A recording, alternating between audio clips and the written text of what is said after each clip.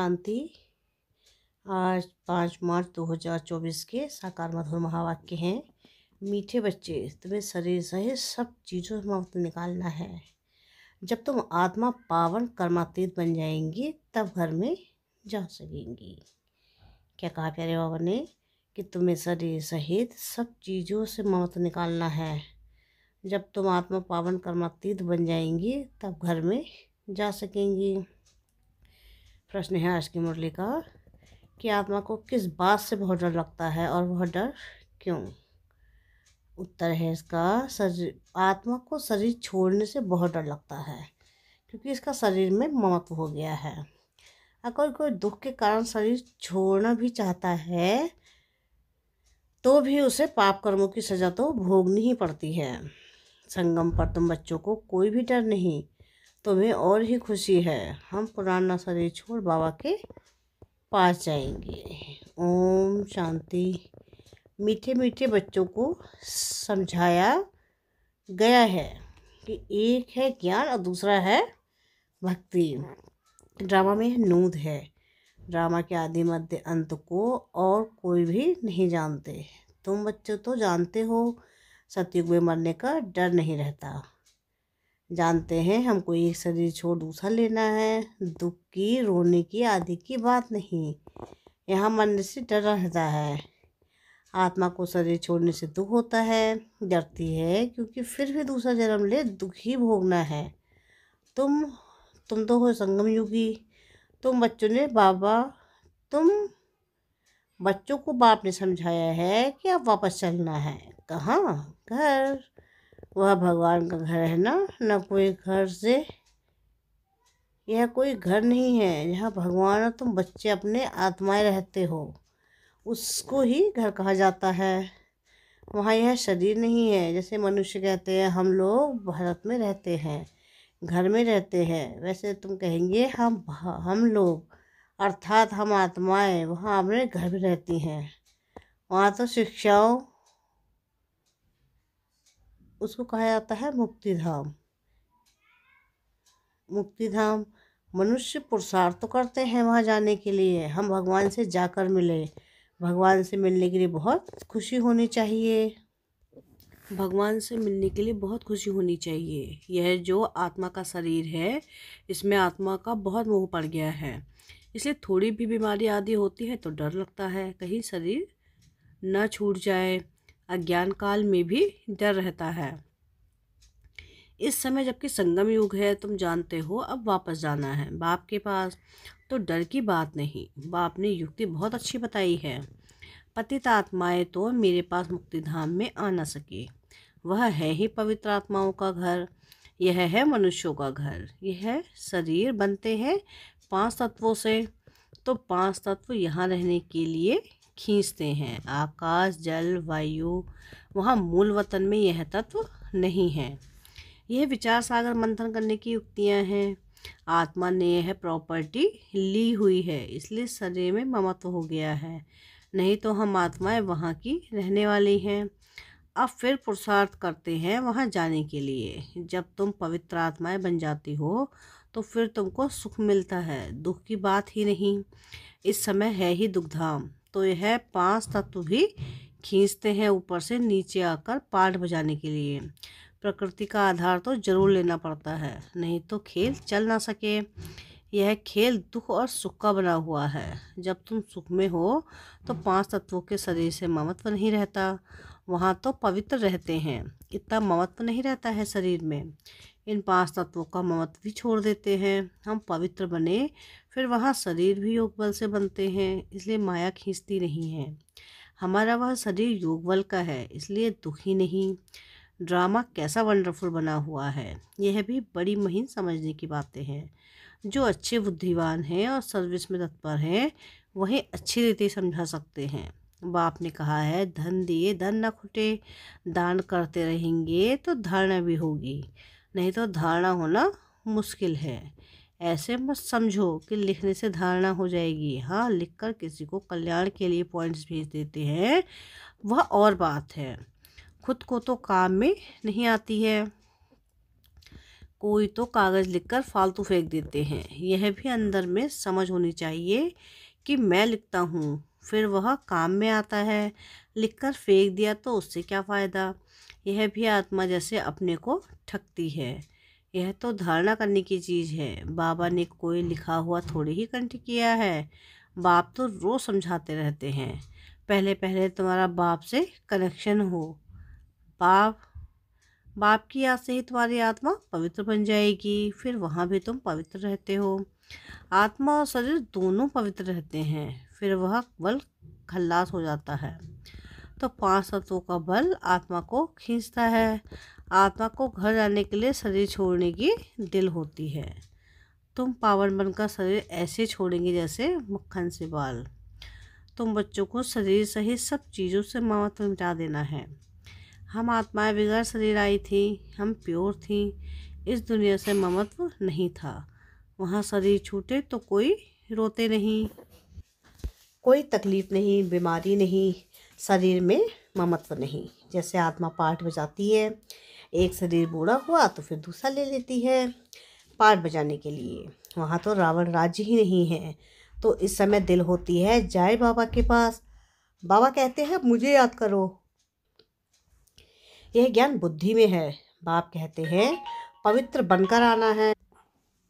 बाप कहते हैं पवित्र बनकर आना है। अभी तो सब पतित हैं, इसलिए 5 तत्वों के पुतले से मोह हो गया है। इनको छोड़ने की दिल नहीं होती है।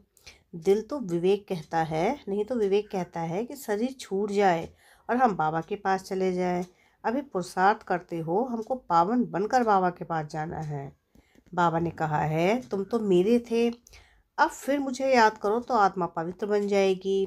फिर यह शरीर धारण करने में कोई तकलीफ नहीं होगी। अभी शरीर में मोह है तो डॉक्टर आदि को बुलाते हैं। तुमको तो खुशी रहनी चाहिए कि हम जाते हैं बाबा के पास। इस शरीर से अब हमारा कनेक्शन नहीं है। यह शरीर तो पाठ बजाने के लिए मिला है। वहाँ तो आत्मा और शरीर दोनों ही बड़े तंदुरुस्त होते हैं, दुख का नाम नहीं रहता। तो बच्चों को कितना पुरुषार्थ करना चाहिए। अभी हम बाबा के पास जाते हैं, क्यों नहीं इस शरीर को छोड़कर जाएं। परंतु जब तक योग लगाकर पवित्र नहीं बने हैं, कर्मातीत अवस्था नहीं बनी है, तो जा नहीं सकते हैं। यह ख्यालात अज्ञानी मनुष्यों को नहीं आ सकते। तुम बच्चों को आएंगे। अब हमको जाना है। पहले तो आत्मा में ताकत होती है, खुशी होती है, कभी डर नहीं रहता। यहाँ दुख है, इसलिए मनुष्य भक्ति आदि करते हैं, परंतु वापस जाने का रास्ता तो जानते नहीं। जाने का रास्ता तो एक बाप ही बताते हैं। हम बाबा के पास जाएं, उनकी खुशी होती है। बाप समझाते हैं यह तुम्हारा शरीर में मोह है, यह मोह निकाल दो। यह तो 5 तत्वों का शरीर है, यह सब माया ही है। इन आँखों से जो कुछ आत्मा देखती है वह सब माया ही माया है। यहाँ हर चीज़ में दुख है। कितना गंदा है। स्वर्ग में तो शरीर भी फर्स्ट क्लास, महल भी फर्स्ट क्लास मिलेंगे, दुख की बात ही नहीं। कैसे बना हुआ खेल है, यह तो चिंतन में आना चाहिए ना। बाप कहते हैं और कुछ नहीं समझते हो, अच्छा बोलो, बाप को याद करो तो विकर्म विनाश हो जाएंगे, स्वर्ग में चले जाएंगे। हम तो आत्मा है, यह शरीर रूपी दुम बाद में मिला, इनमें हम क्यों फंसे हैं। बाप समझाते हैं इसको रावण राज्य कहा जाता है।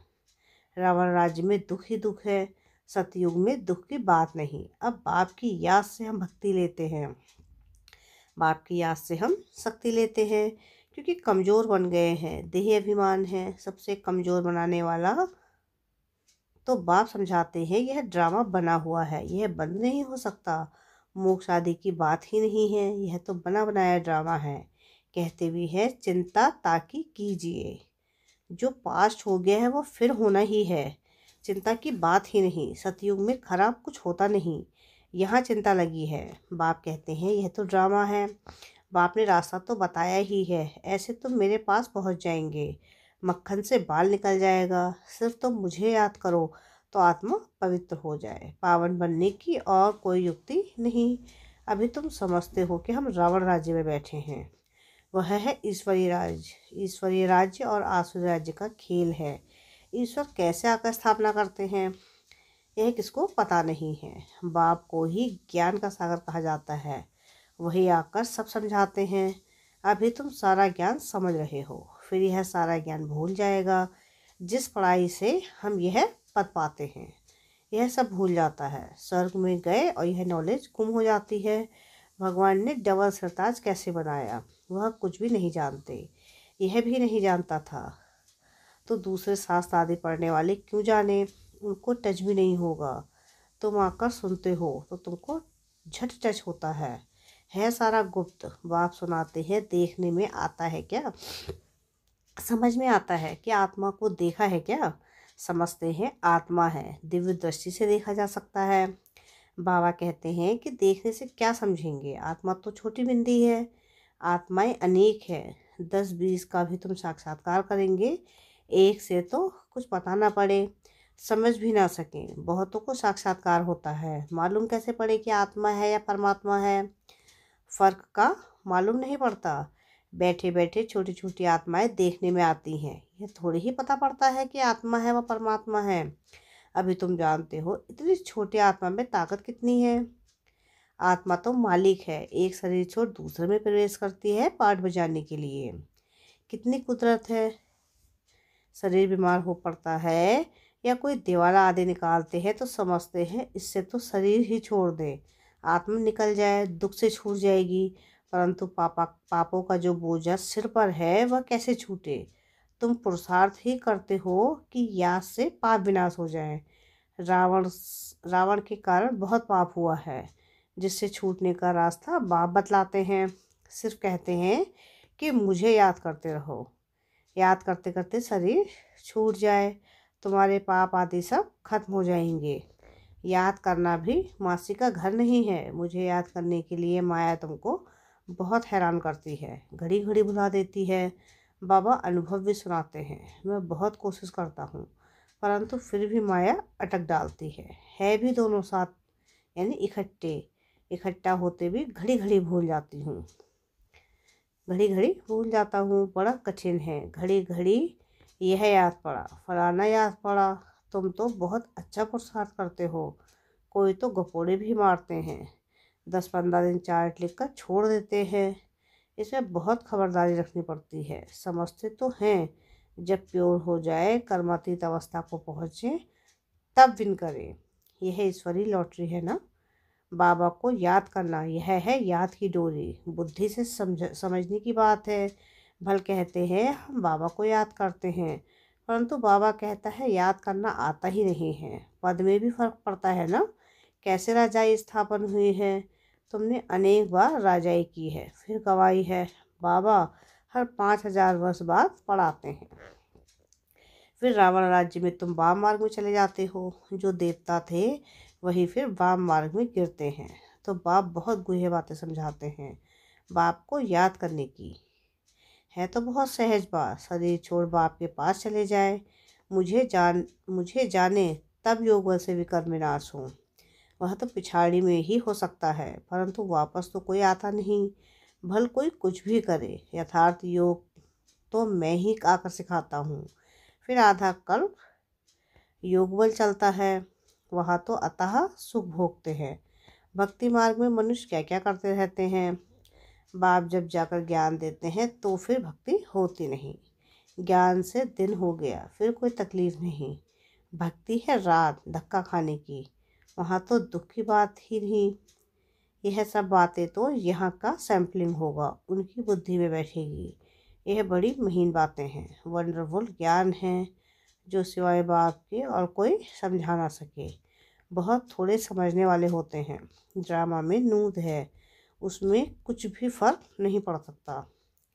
मनुष्य तो समझते हैं परमात्मा क्या नहीं कर सकता, परंतु भगवान तो आते ही एक बार है, आकर तुम्हें स्वर्ग का रास्ता बताते हैं। अभी तुम बच्चों की कितनी विशाल बुद्धि हो गई है। यह दोनों ही इकट्ठे हैं।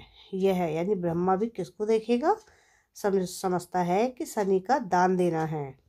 देखने से मालूम पड़ता है कि हमारे घराने का है व नहीं है। सर्विसेबल बच्चों का भी काम है नब्ज देखना। अगर हमारे कुल का होगा तो वह शांत हो जाएगा। अच्छा, मीठे मीठे से खिलते बच्चों प्रति माता पिता बाप दादा का याद प्यार और गुड मॉर्निंग। रूहानी बाप की रूहानी बच्चों को नमस्ते। हम रूहानी बच्चों की रूहानी बाप दादा को याद प्यार गुड मॉर्निंग और नमस्ते। शुक्रिया प्यारे बाबा, शुक्रिया। धारणा के लिए मुख्य सार है। सार की पहली पॉइंट है कि पावन बन बाप के साथ घर जाने के लिए इस 5 तत्वों के पुतले से ममत्व नहीं रखना है, शरीर छोड़ने का डर निकाल देना है। सेकंड पॉइंट है कि पद की यात्रा का चार्ट बड़ी खबरदारी से बढ़ाते रहना है। योग बल से आत्मा को पावन बनाए, कर्मातीत बन ईश्वरीय लॉटरी को विन करना है। वरदान है आज की मुरली का कि सिद्धि को स्वीकार करने के बजाय सिद्धि को प्रत्यक्ष सबूत दिखाने वाले शक्तिशाली आत्मा भाव। अब आप सबके सिद्धि का प्रत्यक्ष रूप दिखाई देगा। कोई बिगड़ा हुआ कार्य भी आपकी दृष्टि से, आपके सहयोग से सहज हल होगा। कोई सिद्धि के रूप में आप लोग नहीं कहेंगे कि यह यहाँ हो जाएगा, लेकिन आपका डायरेक्शन स्वतः सिद्धि प्राप्त करता रहेगा, सिद्धि प्राप्त कराता रहेगा। तब प्रजा जल्दी जल्दी बनेगी, सब तरफ से निकलकर आपकी तरफ आएंगे। यह सिद्धि का पाठ अभी चलेगा, लेकिन पहले इतने शक्तिशाली बनो जो सिद्धि को स्वीकार ना करो, तब प्रत्यक्षता होगी। जो सिद्धि को स्वीकार ना करो तब प्रत्यक्षता होगी। स्लोगन है आज की मुरली का, अव्यक्त स्थिति में स्थित रहो, मिलन मनाओ तो वरदानों का भंडार खुल जाएगा। क्या है स्लोगन आज का? अव्यक्त स्थिति में स्थित हो, मिलन मनाओ तो वरदानों का भंडार खुल जाएगा। अच्छा, ओम शांति।